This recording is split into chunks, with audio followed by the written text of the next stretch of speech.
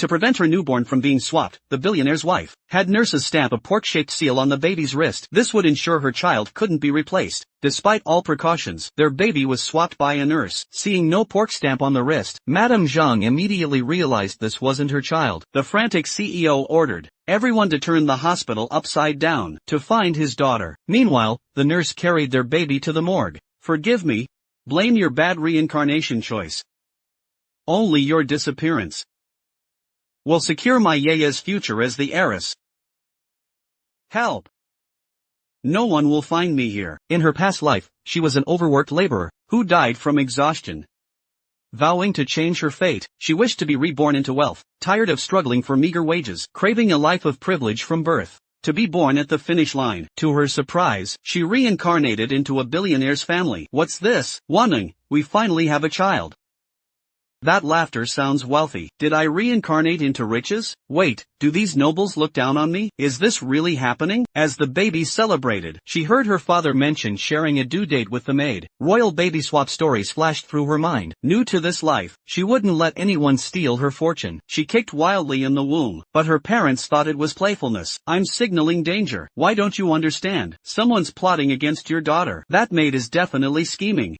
But, her billionaire father assured, I've bought the hospital. Not even a fly can enter during delivery. The baby felt reassured. She played freely in the womb, but her antics caused trouble. During labor, doctors warned the billionaire. The umbilical cords wrapped thrice around her neck. We must transfer hospitals, or both will die. The baby panicked. That was the maid's hospital. Her worst nightmare realized.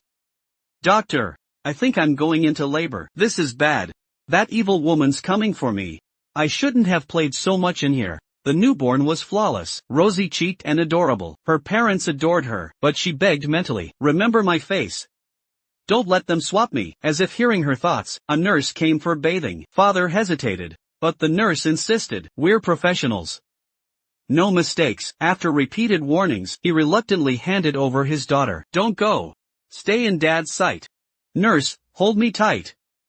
Something's wrong. Outside, another nurse approached, urging her to attend a hemorrhaging patient. Trusting the imposter, she handed over the baby. The disguised maid smiled sinisterly, determined to secure her own child's future. She ignored her postpartum weakness, stole a nurse's uniform, and snatched the heiress. The baby panicked, screaming silently for help. Helpless, she feigned unconsciousness to lower the maid's guard. It worked. The maid loosened her grip. Upon seeing her faint, a man's voice boomed. Enough. Hearing cries, the parents summoned the maid. Trembling, she delivered the baby to the billionaire. Unknown to them, she'd already switched the infants. She thought her child would finally be the tycoon's heiress this time, but the tycoon's wife immediately noticed something wrong with the baby. My daughter's face was never this chubby. She made her husband check the baby's wrist. There was no pork stamp on the wrist as expected.